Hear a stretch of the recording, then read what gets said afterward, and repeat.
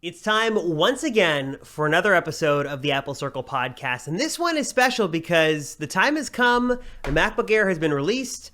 I've got one, Matt has got one, and we both have a lot of thoughts. Also, I've got some thoughts on the drama as well surrounding the MacBook Pro and the MacBook Air and the M2.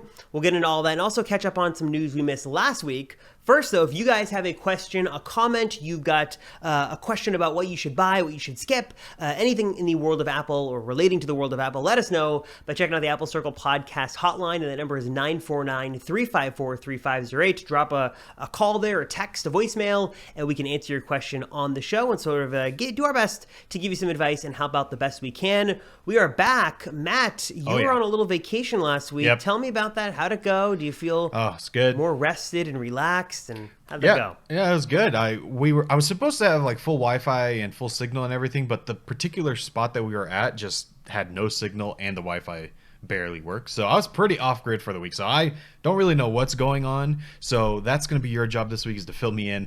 But even though I was off grid for about a week, I'm not completely off grid because, like you mentioned, MacBook Air is in hand. So this is my MacBook Air that I picked up. I totally forgot to pre-order. So I had to kind of scramble and find one. The only thing I could find was this one, which is the space gray kind of base model, which is actually what I wanted. I just wanted the blue one, the midnight color. But you do have the midnight color, right? I do. I will say the pre-orders weren't that crazy. I think that the store opened like within 45 seconds of the clock striking 5 a.m. Pacific, 8 a.m. Eastern.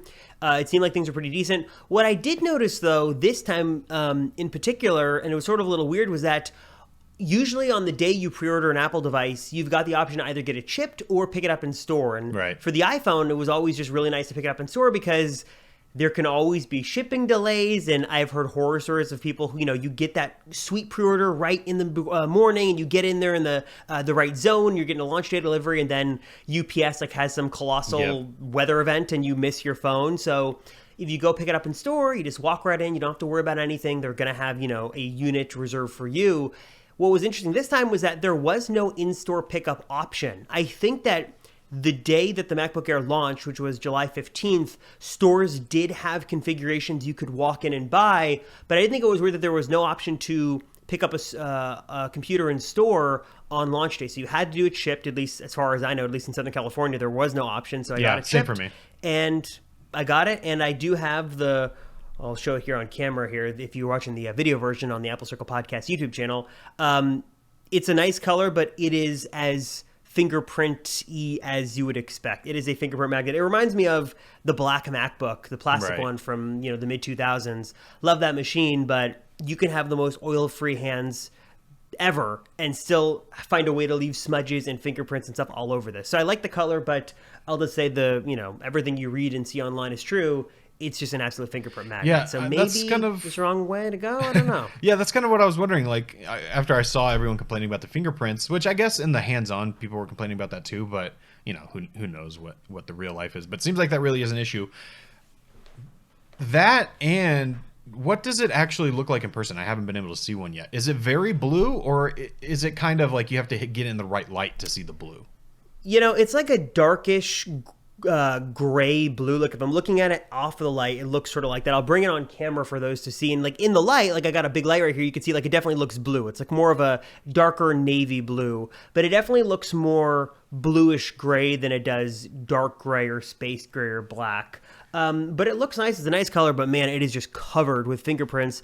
But I will say, look, I'm one that loves Apple products, and like I try to like be very careful and delicate with my products. And like obviously you don't want fingerprint smudges all over your stuff, and if that's an issue for you, then don't get this one. But for me, it's like one of those things where it's like, oh, I'm gonna use this thing. It's something I'm gonna notice the first couple of days I have this, and I'm trying to be very careful with it. But I feel like if you're going to use it, you're going to use it, and it's probably going to be okay. I like the color a lot, and I think I'm willing to live with the fingerprints, though I will say you're going to get fingerprints, obviously, not only on the outside, but like on the inside too. Right. So wherever you rest your palm, by the palm rest, on the trackpad, on the keyboard, it's just sort of everywhere. So if you are interested in picking up this color, I would definitely look at it in person, or if you're going to commit to it, just know that yeah, it's a fingerprint magnet. So just sort of know what you're getting yourself into. If you had the older black MacBook, it's sort of like that. And I will say, like, even though it seems like the blue is a little worse, I'm for everyone watching, I'm holding up the Space Gray here. And there's definitely fingerprints on the Space Gray. Like, it's not like there's no fingerprints on this computer.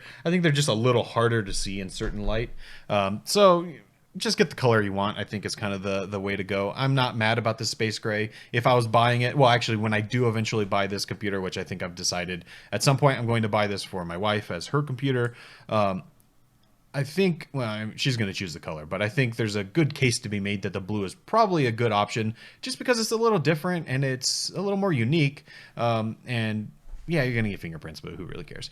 Next question, though. What configuration did you end up going with? Like I said, I got the base model. So what'd you get? So this is my dilemma. So, of course, being the Apple obsessed person I am, and I was, 2 weeks ago when I ordered this, I wanted to get something on launch day. And like we mentioned before, if you want to go launch day, you got to be careful with your configurations, because if you venture too far off the beaten path, you're going to get slapped with a really big delay. So for launch day, I went with the upper tier. So it's the extra GPU core, 8-core CPU, 10-core GPU, M2, and then it's got the 512 gig SSD and 8 gigs of RAM. So basically you have the same amount of RAM, but you get double the storage.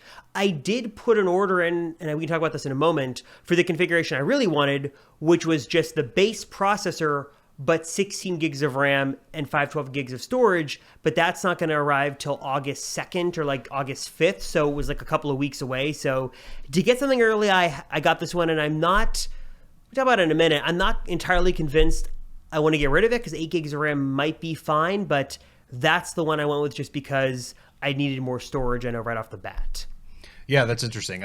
I have, like I said, the base model, and so far in using it, the only worry that I would have is the storage, which is 256, is clearly not enough. But that's just what I could get. But I'm kind of with you. I'm not sure if I really need more RAM or more storage. Or sorry, I definitely want more storage, but I don't know if I need more RAM or the higher end processor, because this has just been working fine. And I think it really just depends what you're using the computer for. Obviously, we're not expecting this to be like our power workhorse computer that we're using day in and day out for our, like, really intensive editing work. That's not what this is. But for the kind of around the house, get what's the word, like, documents, web surfing, household chores, that kind of stuff, I think this is like the perfect computer for that. I'm not sure that you need more than 8 gigs. I haven't encountered. I've been using Final Cut, I've been using Photoshop. Like, would it be faster if I had more RAM? Maybe, but I'm not really noticing it too much. Yeah, that's a great point. And then we got a question on the YouTube channel from Carrot Christofferson, who asked a very similar question, which was, which one should I buy? M1 MacBook Air, 16 gigs of RAM, 256 SSD, or 8 gigs of RAM and 512 gig SSD? And so I guess, should I go more RAM or more storage? And yeah, I would recommend going more storage. And I'd agree. That's the thing for me, is like, so I have that order in, and I think it's like the price difference is $100 more. So to go $100 more gets me double the RAM, 512 storage, but a lesser processor, which I don't really care about the processor so much because I'm not doing that much stuff with this.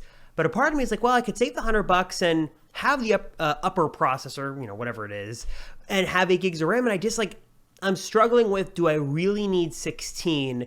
And my issue is that right now 8 gigs seems fine. But who knows, 3 years from now, am I going to be kicking myself because I didn't get 16? And that's just what that's my dilemma right now. That's my, I don't know what I'm going to do. So I'm kind of like waiting for the return period on this to be over, and whether just deciding if I'm going to return this and then wait for the other one, or just cancel that other order and just keep this one, because do I really need 16 gigs of RAM on something I'm going to do mostly light stuff with? I don't know. Probably not. But I will say I did run Final Cut on this a little bit. I was editing a 4K ProRes video, and it was good. And I noticed that it was good. It obviously, I think anyone who's used a MacBook Pro with those higher end chips has gotten spoiled, because it certainly was not the same as the MacBook Pro, but it's also not supposed to be. It's not in that class. So that was even sort of pushing it for it. But for the stuff I usually do, like watching YouTube videos, writing scripts, doing research, stuff like that, it's been perfect. So I have no complaints on performance or anything like that. Yeah, I agree. I'm kind of in the same boat. Because like I said, I'm going to probably buy this for my wife at some point in the relatively near future. And the question for me is kind of in the same vein: how much future proofing do I need to do here? Because for me, I'll keep a computer, 2 years minimum, maybe 3 years, because we need to stay up with the times and things get a lot faster. Just for our work, it makes more sense to upgrade more often. But for someone like my wife, I mean, I've said this before, but she loves technology. She's always interested in it. Like, she likes playing around with all the new stuff I get. But in terms of what she actually uses, she just doesn't really care that much about spending the money to upgrade. So this is a 5-year computer for her at the least. So do I need to upgrade for her, even though I know for a fact this base model is good enough for what she does? Today, that's the case. In the future, is that going to be the case? That's really the question. And I mean, that's kind of hard to answer. It kind of goes back to what we were talking about in the last episode, which is buy as much as you can afford and hope for the best. Like, buy as much as you can and just don't stress too much about it. This computer, I have no doubt that in 5 years is still going to be working. It's still going to be fine. It's just, is it going to be up to my preference level? Maybe not. But is it going to be up to like the average consumer's preference level? I'd say so. I think so. So what are your thoughts, processor aside, on design and keyboard and screen and MagSafe? Sort of like your initial thoughts a few days now, after having it and, sort of using it. Thoughts, likes, dislikes? Yeah, I love it. I love how thin it is. I keep holding it just like the way I am right now. You see me on video. I just love like how thin it is. And I guess technically it's not as well. How do I phrase this? The old MacBook Air, this is the same thickness as like the thickest point. And then at the thinnest point of the old one, because it was a wedge shape, this is actually thicker. So in a way, this is actually thicker than the old MacBook Air, right? I think that's correct. But when you're actually holding it, because it's just kind of one solid slab, it feels super thin. I actually felt it was a little heavy. I did too. Yeah. I felt the same way. And I don't know if I'm like spoiled by the older MacBook Air, but I was so ready for this thin and lightweight computer. And I'm not saying that this thing's heavy, but I will say it feels a little more chunky than I thought it would, which is not a bad thing, but it definitely doesn't feel as light as that older MacBook Air. Right. Like when this is in my backpack, it's not an issue. It's not like I notice it in my bag or anything, but I was expecting it to be the Air name I was expecting. Let's say it that way. But, it's fine. But in terms of design, I mean, it really is just a squished down MacBook Pro. Everything else is basically the same. You got that squared off lid. You got the rounded bottom. I have not used MagSafe, but I'm assuming it's exactly the same as MagSafe on the MacBook Pro. The notch, again, I'm used to it on the MacBook Pro, so it's fine here. I mean, it's a pretty basic computer, actually. Like, there's not too much to it. From a design standpoint, it's like, this is a MacBook Air. I mean, honestly, I could see this, if it was a little thicker, I could see this just being like a MacBook. Like, this is the default Mac laptop, and there's nothing wrong with that. I think that's a good thing.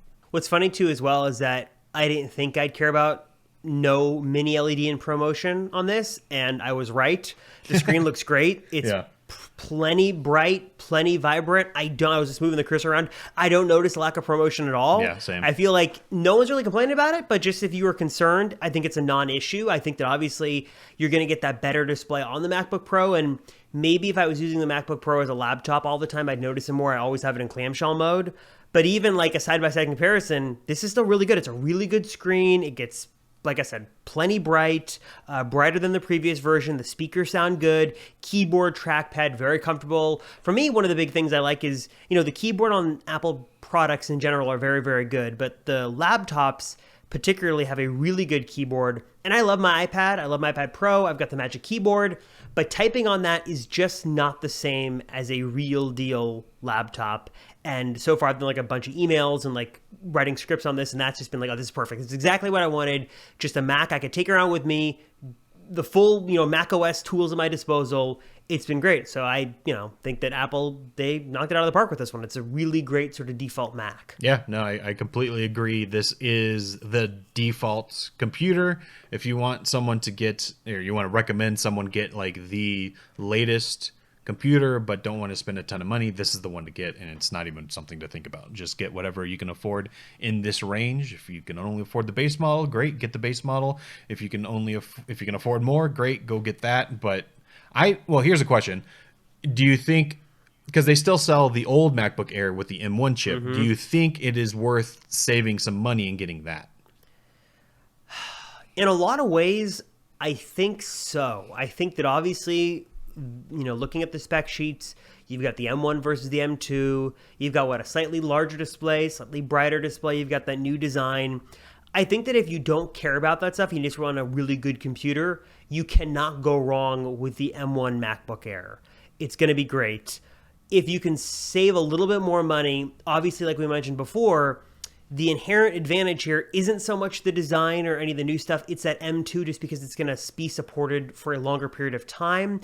It's going to be a little bit more capable, a little bit better. So, if you buy an M1 MacBook Air, there's nothing wrong with that, but just know that you are buying a piece of technology that is already sort of old and is going to only get a little older and more limited over time. But I think that if you're sort of weighing the pros and cons, if you want to save a couple $100, there's nothing wrong with the older MacBook Air. The designs and creature comforts are nice, but does it mean that the older MacBook Air is bad? Not at all. It's not like an Intel version versus an Apple Silicon version where you're like, oh, don't buy that one. Or it's not like the Series 3 versus the Series 4 or 5 where it's like, do not buy the Series 3. This one's way better. It's not that dramatic this time or that drastic. It's really sort of what your budget allows and what your sort of preference is.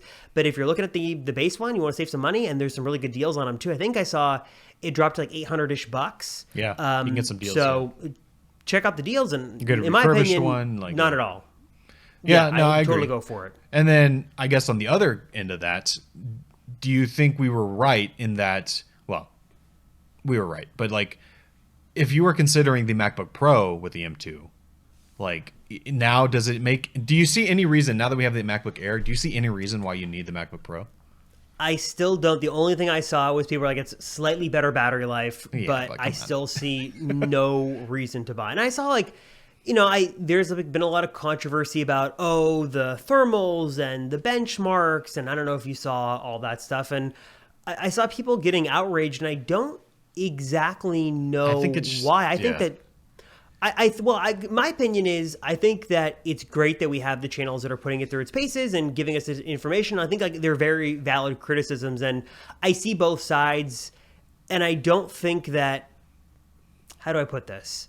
I think they're very valid criticisms, and they should be discussed. I understand that some people don't want to acknowledge it, but I don't understand what good it is to say, well, no one's going to notice this or that. I don't understand why we can't have this information. And the fact that there is, what is it? There's a difference between the 256 gig SSD and the 512 gig. Why aren't we discussing it? I think it's important. Whether that is important enough for you is up for you to decide. But I do think it's interesting that there have been a lot of people to be very quick to say we shouldn't discuss this. We shouldn't discuss the problems. Apple's doing a lot of great things, and I think that Apple should be called out. And I think that it's good to see, the data being out there. And I think, if anything, why can't we have access to this data? Why can't we see it? I think people can look it up and make the decision for themselves. But it has been interesting that there's been a lot of complaining about the M2 MacBook Pro and the MacBook Air, and I don't understand why people are upset that people are testing it and putting the computers through their paces. I just thought that was interesting. Yeah, no, I agree. I don't see why, because in a way, if you're watching that content or you're looking at that content because you want to know, then you do want to know. But if you're not, then it doesn't matter to you anyway. So it's like, why not? I like that stuff too. It's I would rather be as informed as possible, and I'd like to know. And I think that the channels putting that kind of content out, there's no malice there. They're putting it out, and you can make your decision either way. I don't think it's, why are you getting upset that, why would you say this? And I don't know. I just, looking at this stuff over the past few days has made me appreciate the content that is on YouTube. And I think that everybody should have the ability to make the choice whether they want to go with it or not. And, why not be as informed as possible? So, yep, completely agree. Just saw the drama, and I don't know. Yeah, that leads me to the next question, which is, it sounds like you really like this computer. Are you keeping it? Is this going to be the lifelong dream of your around-the-home computer? And is it replacing your iPad? So, great question. I think I am going to keep it. This config, I don't know. I'm still split on whether I should go with the 16 gigs of RAM or not, so I'm not sure about that. But I think I'm going to keep it, and I think in a lot of ways, yes, it will replace my iPad Pro, because really, I had lofty dreams and ambitions of using the iPad Pro to make thumbnails and edit videos and to do script writing and stuff like that. And in a lot of ways, the iPad is great, but like I mentioned before, iPad OS is a big limiter, And the iPad can only be as good as the apps you use and how well they support iPad OS. And a lot of the apps I've used just don't take advantage of iPad OS. They don't work with the Magic Keyboard. I've come to not like the Magic Keyboard the more I use it over the past couple of years. So I just, for better or worse, I'm a curmudgeon. I am stuck in my ways and I like to have a computer. So yes, I do think that this achieves my goal so far of having this portable computer I can take around. I don't have to wrangle with the cables with the MacBook Pro. And in a lot of ways, it has replaced my iPad Pro. Am I going to get rid of the iPad Pro? I don't know about that yet because I still do like to use it. I mainly use it at the gym to watch stuff on. And I use it sometimes. It's nice to have. But for the vast majority of things I was doing on the iPad Pro, the MacBook Air has certainly replaced it. And I think this fulfills my lifelong dream of having that nice portable Mac to carry around with me. So what about you, Matt? Are you in on the MacBook Air? Or are you? I heard you might have other plans. Maybe you do a different desktop, Yeah. and then keep the laptop you've got. Yeah, I mean, because for you don't really, because I think we would both actually, if we, in a perfect world, we would probably both do the same thing, which is we would get a Mac Studio for the house, like for your main setup, right? And then if we had like unlimited money, then a MacBook Pro, why not? But we're not in a perfect world, so we already have the MacBook Pros sitting around, so we'll just kind of treat that as if it is a Mac Studio, and instead, for me, I've been using the iPad as my laptop, and you are now going to use the MacBook Air. So that's, I mean, I'm not going to buy the MacBook Air most likely, unless I'm going to buy it for my wife at some point. But it's not going to be my computer. So there will be one around, but I don't really have a use for this computer as it sits right now, because for me, when I am on the go, a lot of the times, if I'm going to need my laptop, it's because of something that I want the power for. Like otherwise, I'm just not going to use I'm not going to use the laptop. I'll use my phone or I'll use an iPad or whatever else I have with me. So it makes sense for me to actually have a more powerful laptop most of the time. And the 14-inch is plenty portable for me. I love that computer. It's basically the perfect computer for me. And I don't think I'm going to do any major changes just yet. But if I do, it'll likely be a Mac Studio, or I mean, I'm not in a huge rush, so I'm willing to wait to see what they do with the Mac Pro, or maybe there is this rumored 27-inch iMac. I'm perfectly fine to wait at this point. I have no real reason to, I don't need more power. I'm happy with the M1 Pro, or sorry, M1 Max. I don't need the Ultra. And I'm happy with, well, this was another thing I was going to say. I highly suggest you try, just for fun, just so that you have the experience, I highly suggest you try a M1 iPad running iPad OS 16 and the Magic Keyboard, just to see what you think. There's a lot of things in there. I need to try it. There's a lot of things in there that are certainly more desktop-like. For instance, you can right-click and there's a menu that pops up just like on the Mac. You have the, what do you call it? Stage Manager, which gives you the different windows. Certainly different than on the Mac, but I like it. It works really well. You have the smaller scaling so that it feels less iPad-ish and more desktop-like. And there's a bunch of little things in there that they've really improved to make it feel like a Mac, and I'm liking it a lot. So I'd say you got to try it out. But that's the problem, is that you have an iPad Pro, but it's not the M1 version. Well, so there's my question for you then. So is Stage Manager and iPad OS 16 so good that for you it fills the void that a MacBook Air would fit in your life, so to speak? For me, yes, definitely. Like that. But I've already been a Mac or iPad user. I've been happy with the iPad. So like for me, yeah, the Stage Manager just lets me have more windows open at the same time, so I can really multitask the way I want to, and everything else, like. Because really the reason why I can't switch to an iPad full time is because of things like Final Cut and all these more intensive programs, but that's something I wouldn't really get a MacBook Air to do either. So even though on the off chance that I need to open up Final Cut on the MacBook Air, it works, where I can't do that on the iPad, that just doesn't really happen to me very often. When I'm traveling, I always take my MacBook Pro with me anyway, because I know if something comes up, I'm going to have to use it. So it's like around the house, when I'm going to a friend's house, if I just need to take something with me real quick, the iPad's perfectly fine for me. Well, that's probably the case too, is you sort of have to know your limitations. And for us, if you're working in video, you need a MacBook Pro. And I do think too, when we got the MacBook Pros, this was sort of the most power you could get at the time. Right. I think that if we were to redo our purchases again, we'd probably most of us at least would go Mac Studio because we're using it mostly in a desktop environment. But the MacBook Pro is fantastic. Then, you're sort of treading the line there is when you start to spec up the MacBook Air, then you're in MacBook Pro territory. And, we talked about this before. Do you go 14-inch Pro or 13-inch Air? And again, I think it just comes down to knowing your workflow and knowing what you need and the power you need. But if you're just looking for like an everyday, like a lot of people I see, it's like, look, I'm looking for a good computer for school. I want something that's going to last me a while. I want to use this for basically like all my general stuff. Can't go wrong with the Air. And I will say good luck trying to find one because it doesn't seem like impossibly out of stock, but it's tough right now. It's tough, and you're at the very least going to wait. You're not getting it tomorrow kind of thing. Like you got to order, you're going to wait a week. I think when I was checking from Apple, if you order now, pretty much every config doesn't come till like early to mid-August, so you're a few weeks out.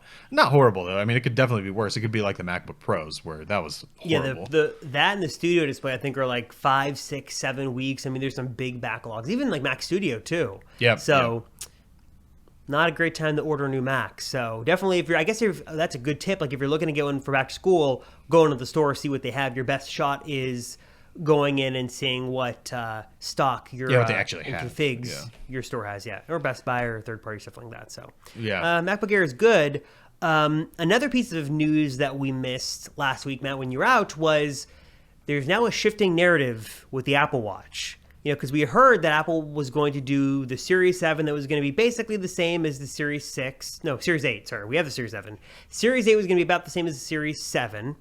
And then we heard about the rugged edition, right? That was going to have better battery life, bigger screen. It was going to be more focused towards the outdoor, stuff like that.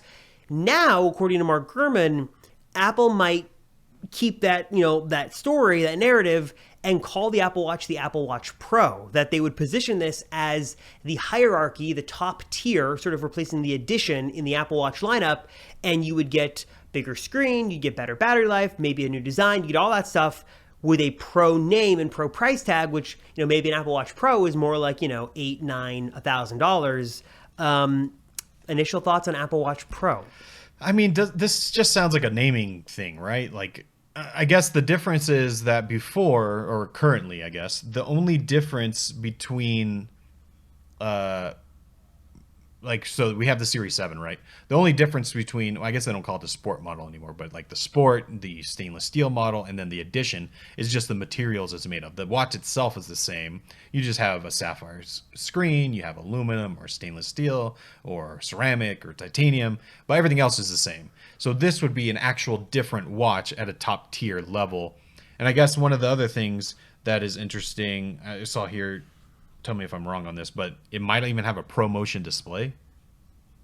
Did you hear that? I haven't heard that. At least that wasn't from the Mark Gurman report. I mean, the article I'm reading might just be lying about that because it said Gurman says that it could have a thing, but I'm trying to find Gurman's actual thing. Technically, the Apple Watch kind of has a ProMotion display, right? Because it does have that variable refresh rate, but it kind of goes in the opposite direction. It only goes to 60 hertz, instead I think, it goes down to 1 hertz. So maybe they could. I mean, I don't know what.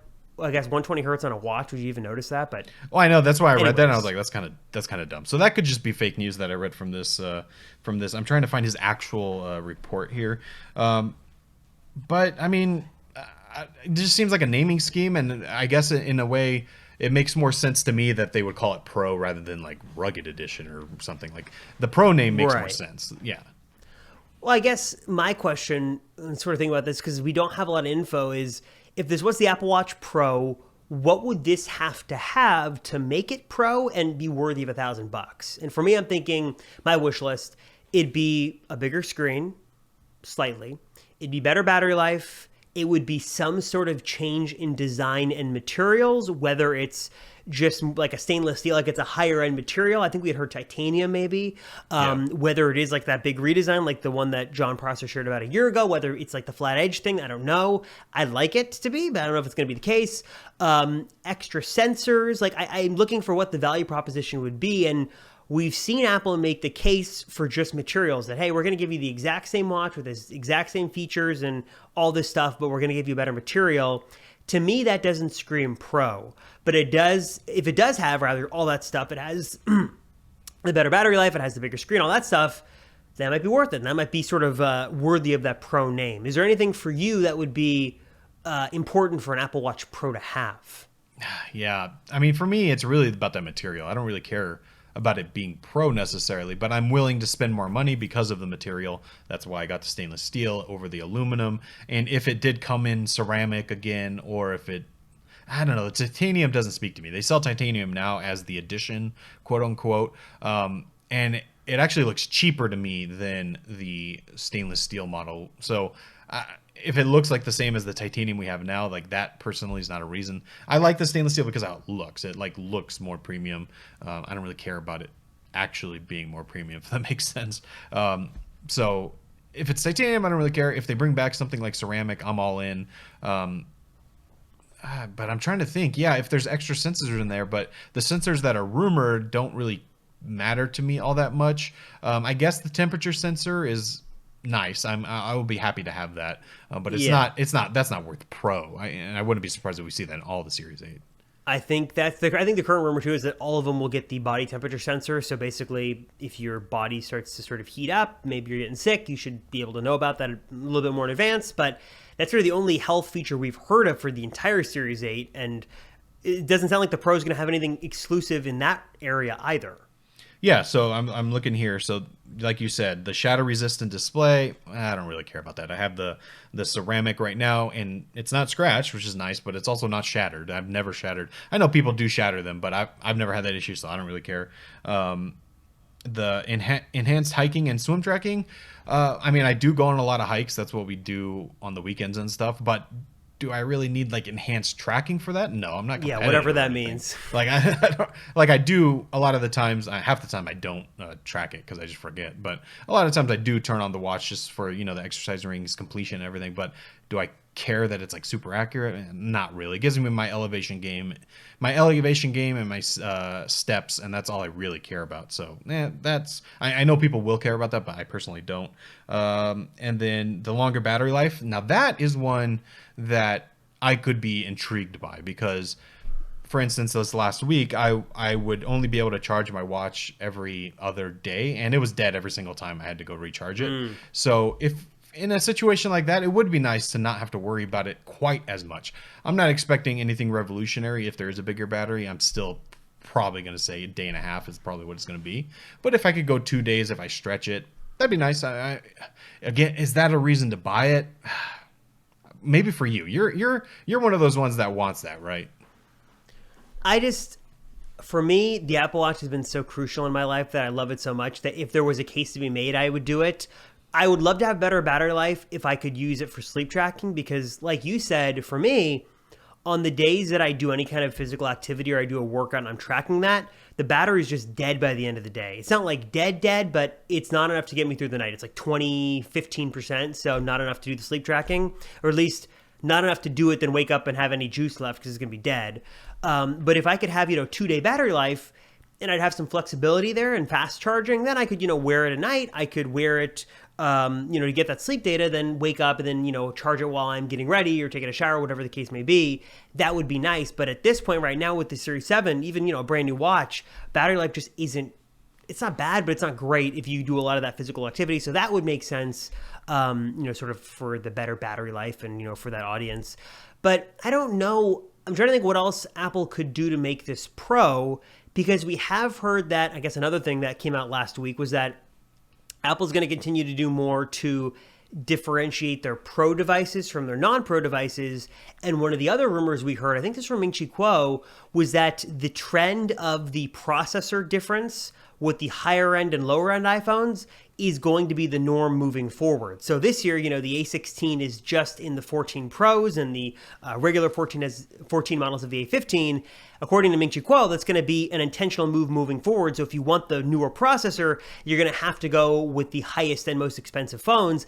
Is that really a big difference? Is that enough to go with the Pro phones? I don't think so on its own, but I'm curious in that vein and with that theme, what Apple could do to make the Pro Apple Watch really Pro. There's got to be something good in there besides just better battery life. And to me, the one thing I'd cross my fingers for is some different design. If they could make a different design for the Pro model, that'd be worth it. That'd be really cool. Yeah, that's what I was going to say, because right now the rumor is it's only going to be a different material, not an actual different design. Or I guess there is a slightly bigger screen, but that's if it's in the same Slightly basic, bigger yeah. screen. And Yeah. is the question. I guess the question is that going to be? Oh, I think my Apple Watch is dead. Speak of dead Apple Watch. I forgot to charge it last night. But is that smaller bezels and a bigger screen, or is that a physically bigger case? I guess we kind of have to wait. I've heard kind of different rumors on that back and forth. But you kind of mentioned for the Series 7 that the bigger screen doesn't mean anything to you, right? Like you don't even notice No. it. So it's like that's not a reason. But if they put a bigger screen and that meant they also have a different design, I guess we're all kind of hoping. I don't think it's going to happen, but we're all hoping that that squared off design that was leaked for the quote unquote Series 7 from John Prosser. We're hoping that that was actually the rugged model, so it exists, but like it's actually the Series 8. I don't think that's going to happen, but I think it's going to look the same, unfortunately. I think one of the issues too with the Apple Watch is like the iPad, the hardware is really good, but it's still so limited with the software. And you talked a minute ago about the bigger screen. I enjoy the bigger screen, but I really don't notice that much of a difference because the watch face I use just like it like blows it up a little bit. Like it's not really one of those that'll take advantage because you have to Right. use like a special watch face that takes advantage of the And they larger do look screen. nice when you do that, but They do look nice, but it's only a certain thing. What the Apple Watch needs, and I don't know why Apple doesn't do this, is for third-party watch faces to allow developers to make your own custom layouts. Then you'd have more of a compelling reason to utilize that extra space. You'd have something to put there. I feel like the Apple Watch, like the iPad, is so limited because the hardware is so good and there's so much capability there, but it's the software is holding it back. And why Apple doesn't put pro apps on the iPad, I don't get it. And why Apple doesn't open up the Apple Watch to third-party watch faces, I don't get that either. But I feel like if there was a third-party watch face store and like you could like have developers like make really good use of that extra space, and then I'd see a compelling reason to upgrade to an even bigger watch. But as of right now, what is the size? It's 45 and 47, 45, yeah. right? I think so. So it's like, it's a little bit bigger and it's comfortable, but it's like I see the same information, maybe a little bit slightly bigger. So that to me wasn't as big of a deal as the rumors might have suggested it would be. Yeah, I guess I don't know. I'm trying to think of why they wouldn't add third-party support because in Apple fashion, they would lock it down. It would be very, you'd have to meet some kind of certain standard, I would assume, if they were going to do that. So, like, what are they afraid of? I don't really understand. Because they let you do the kind of fake third-party apps or watch face where you can kind of, like, companies can make their own complication set. So, like, it's an Apple Watch face, but with their own, like, version of complications. And it's like, that's not really third party. That's not really third party watch faces. And you could do things like add like a photo to one of the watch faces, and that makes it look unique. But then you don't get like the complications, which is kind of That's why I don't do it, because Yeah. I want that info at a glance. And that's another reason, really weird thing, is why if I have a photo, can I not have the complications or like a way to like swipe over and see it? And just there's weird software quirks to the Apple Watch. It's like the more you use the Apple Watch, the more frustrating it is. If you just use it to like look at stuff and like start a workout or like send a message, it's great. But the more you dig into the apps is where this kind of is not a great experience. So Yeah, we've talked about before Yeah. the horrible experience of trying to set it up and pair it, and that's a whole nightmare. They got to fix that at some point. But I guess like maybe are you in the same case? But like I actually don't really use my watch that much. Like I use it for health tracking for when we do like for exercising, but even that half the time I forget to do. And then I use it for notifications. But do you use it for a bunch more? It is the best notification machine. What I like is that I can be doing anything, get a little tap on my wrist, and I can glance over and see it. That's really the same thing for me. Is I use it to like glance at stuff. I use it for tracking workouts and for any incoming notifications. Sometimes I might answer a call or send a text, but most of the time I'm not doing anything but like reading whatever's on the watch screen. So that's all I use it for, and that's kind of what it is, right? It's mostly like it's a data collection machine and a notification machine. There are apps that you can do stuff with, but it's just still just too cumbersome. And like I haven't found a compelling thing to do with it. So I just sort of don't use any apps, but that's the kind of same for me. Is that's really all I use my watch for. So love the watch, but it's kind of all it's good for. Yeah, I guess I would ask everyone listening, if you guys have the Apple Watch, what do you use it for? Like, are you kind of in the same boat that it's just for notifications, or do you really put it to work and use it for a bunch of stuff. I'd love to hear what you're all using it for. I guess one thing that I use it for all the time that I don't really think about, but it is very nice, is for Apple Pay. Because then you don't have to take out your phone, you don't have to take out your wallet, and it just works. I'm still waiting for Kroger to get Apple Pay. I don't know why they don't have it. Yeah, that's the like, one I go to Ralph's here in SoCal. It's like the only place around me that doesn't take Apple Pay, and it's very annoying. And it's like, whatever. That's a whole different rant aside. But I do use the Apple Watch for that, and I guess like part of me is just like I just need to force myself to actually do it, like because there's like I do send the occasional message, but I don't know why I don't send more messages on it. Maybe it's just a testament to the experience not being that good. I think that maybe we're a little jaded because I do think, at least for me, I still have the stigma of the first like 2 generations where things were so slow and it took forever to do anything and it didn't work really well that I don't even try on the Apple Watch. Because I know a lot of people, my mother-in-law, for example, she got an Apple Watch. She loves it. She answers messages on there. She does a lot of stuff on there. Like, I think for a lot of people who get it for the first time, the experience is way better and they can, find it very useful. Maybe it's just that we have been with the watch so long that we still have these preconceived notions that it's super limited, and it's not the case anymore. But I'm the same way. It's wonderful for like the 3 things I need to do, and if it checks those boxes for me, then that's good enough. But I do feel like, there's a lot of things I could do with the Apple Watch that I don't, just because I just don't even think about it. I pull out my phone, or I'm like, I don't need to look at it, and I don't know. I love it, but it still feels limited. Maybe that's my fault. Yeah, that's kind of what I'm thinking. Maybe it is our fault because like you said, like it's not that I'm not wanting to use the watch. It's that I don't even think to use the watch. Like it's not even a option in my head. I always just pull on my phone. But like I could do almost all the things on my watch too. Maybe that's going to be a challenge I set for myself, is to do more on the watch. Maybe that means I need to leave my phone like upstairs on the MagSafe charger and maybe that's what I'm going to do for this next week. I'm going to try to use the Apple Watch not as my main device, but just I'm going to try to actually use it more and see. I'll report back and see how it goes. I've seen some YouTube videos of people who I'm gonna give up my phone and use my watch for the day, and it's possible. Like, people have totally done it. It's just for me, it just seems too difficult. It just seems like I'm so set in my ways that I need to have my phone. But you could go do a workout and listen with AirPods and the Apple Watch. You could get directions. You could do Apple Pay. You can do everything, really. Yeah, and then I guess like I'll keep my phone charging and I'll use my watch for communication and not everything, but just like for my on-the-go stuff. And then when if I need to send a longer message, I'll use my Mac. I'm gonna try that. I'll see how it goes. I'll report back. There you go. I feel like that also, like for me, it'd help with distractions. Like I always pick up my phone and then I get caught with a million other things. So maybe the Apple Watch is a good thing. It's getting rid of those distractions. But anyways, Apple Watch Pro hopefully launching this fall. Another random aside, speaking of random things, we talked before about that wonderful matte screen protector. I think I said on the show a couple weeks ago that I got the other one because my other one broke and I got a new one, installed it. I dropped my phone again and that broke too. So they're great for $9, but they break easily. But I will say, so I took it off. Did you install it? Yep, I got it installed. Everything's good. It's great, but I will say it broke the other day, and I'm going to take it off, and I'm just going to, new phones are going to come out soon enough. I'm just not going to worry about it. I'm going to take it off and throw it away. Because it's great, but like the way it's built, if you drop your phone, like it hits the edge, it's going to crack, and then it spiders out, whatever.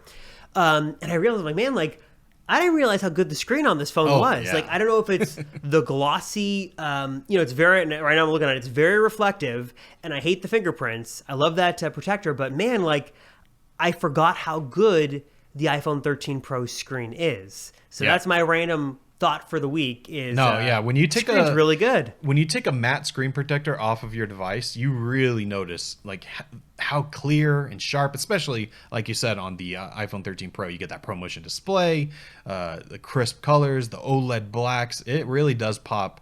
And the matte screen protector, as much as I like it, and I'm going to continue to use it until this one cracks probably, there's definitely a difference. You notice a clarity difference there. And that same goes do you have the matte screen protector in your Model Y?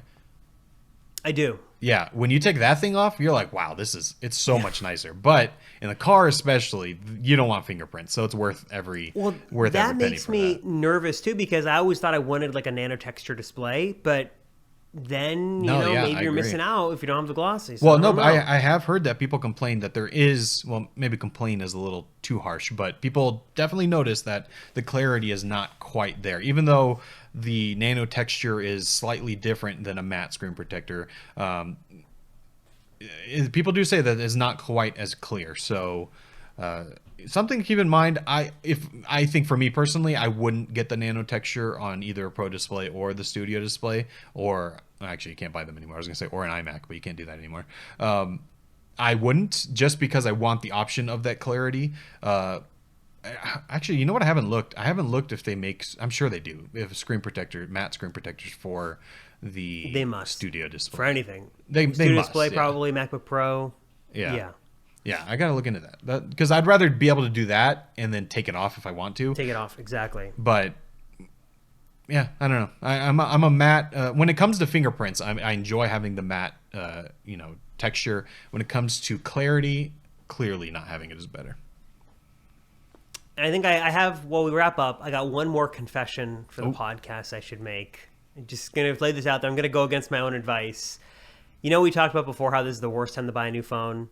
Yeah. You should avoid it at all costs. Don't do it. I talked to my parents this weekend and going to get them new phones. I'm going to go now because we're not waiting for the fall for the 14. Just going to go with the 13s and be done with it. Well, Just I mean, because I reasons. guess.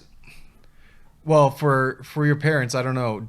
Are they okay with having just the? Are they getting a 13 Pro or are they getting a? Well, so here's my thinking. They've got 10s Maxes. Okay. So need an upgrade. My dad has a weird thing with his lightning port where it doesn't charge. Like the connector seems fine, and I've tried multiple cables, but like something like every 5 times you plug the cable in, it doesn't charge, which is really weird. So there's issues there.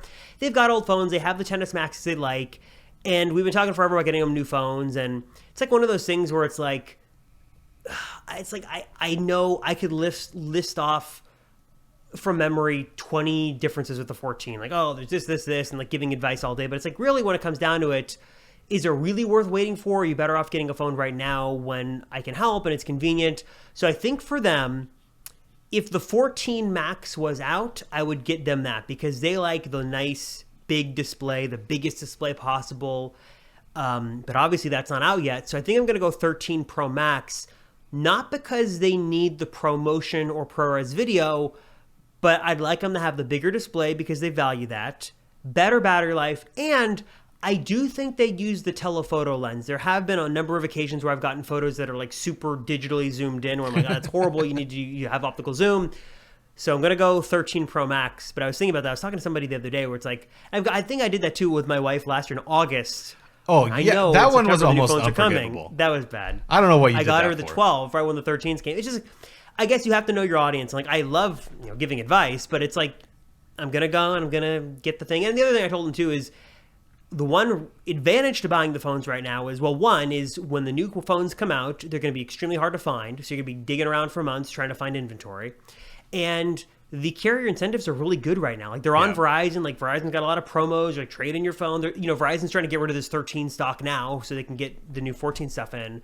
And I was telling them the other day, it's like we could wait for the 14, but it's going to be hard to find. And I don't know what the incentives will be from Verizon and the other carriers when they come out. So if there's a good deal now and Verizon's, like Verizon and all carriers, like they're giving away phones. Pretty much, you commit to a contract.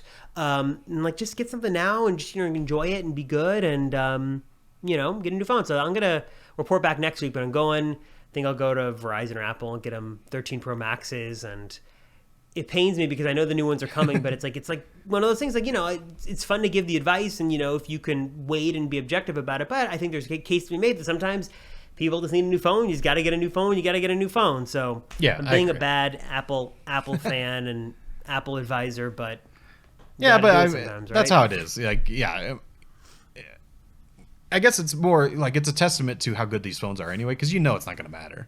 Like what they have. So the 10s came out when 2019, 2018, 2018. So 4 years. 4 years. The 13 Pro Max is going to easily last 4 years. You're not going to have an issue. Like it's going to be fine. No. Yeah. So there's no issue with it. It's more the one that I give you a little grief over is for your wife because that's your wife. Yeah, You can convince her. Come on. But here's the thing, though. She had a 6S, so it was super old. Oh, I agree, but I'm just saying. I knew that the differences between the 12 and the 13 were going to be nominal, and it wouldn't matter. And I was right; they weren't. And she's perfectly happy with that, and it's fine. I was actually telling you the other day, it's like maybe next year with the 14 or the 15, because even now it's okay. So she's got the 12. And I get the question all the time, well, what's the 14 going to have that my 12 isn't? That's and it's a whole different... Really nothing. Better selfie camera slightly. Really no expected change to the main camera. No change to the notch. No change to the processor. Well, from the 12, but not from the 13. I mean, the changes are so small that really... That's the thing is, if you're looking to buy a normal iPhone this year, not a great year. Not a lot of changes. Right. No, that's what I was going to say. That's why I was asking which one you were getting your parents, either the Pro or the regular, because I was going to say, if you're going to get the regular, like, do it. Like, I don't see why you wouldn't buy the 13, because the 14 is going to have the same processor. It's going to have the same cameras. I mean, maybe there will be differences, the 14, but yeah. The 14 Max would be perfect for them. Like, that's exactly what they need. But telephoto lens is nice.